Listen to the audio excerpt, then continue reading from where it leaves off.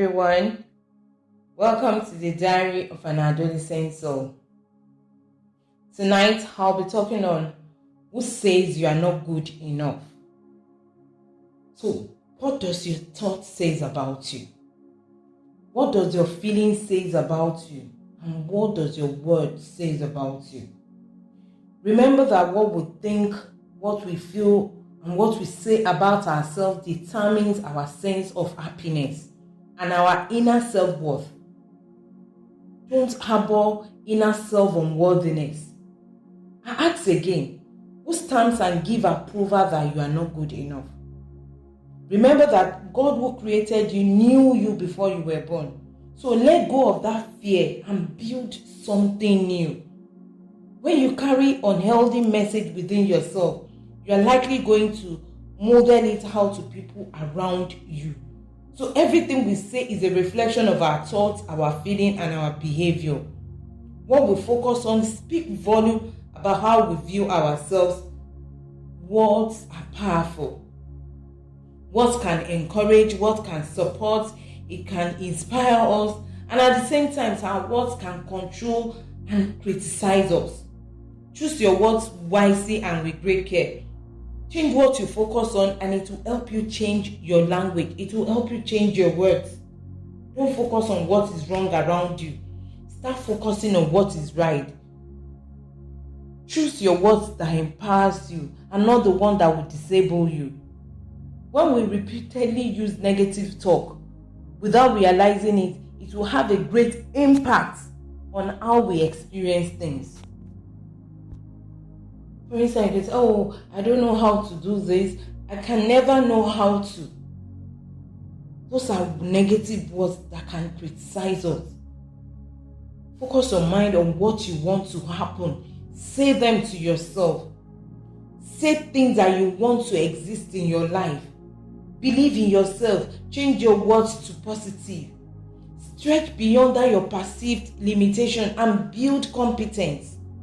Understand your challenges, because we are human beings. Everybody has challenges. Understand your challenges and ask yourself the right questions, not a self-defeating question like why me, what is wrong with me, why can't I do this, or what can't I do this. Instead, ask yourself, how can I make this work for me? How can I turn things round for better? How am I ready to improve? Believe you can. Build the skill you need. Practice, practice, practice.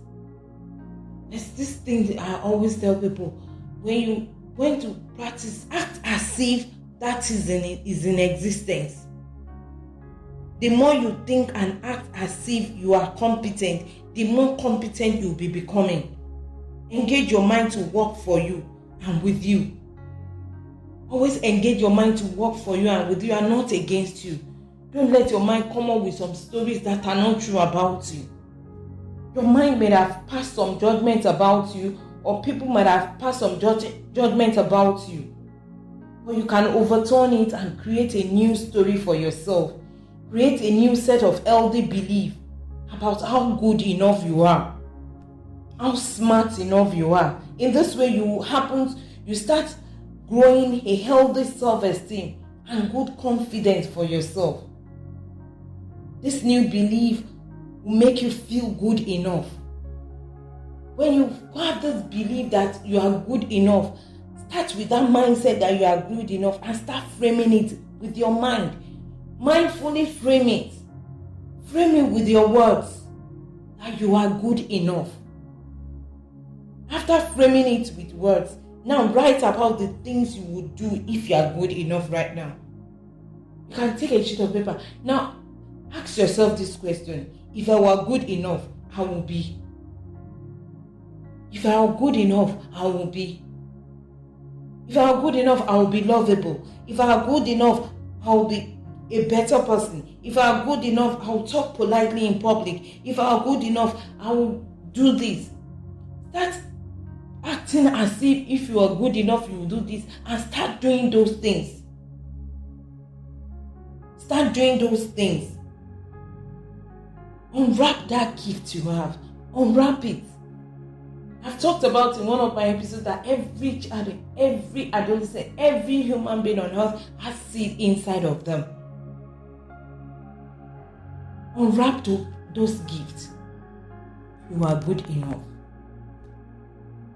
I ask again, who says you are not good enough? Don't believe those lies. You are actually more than enough. Thank you for listening once again.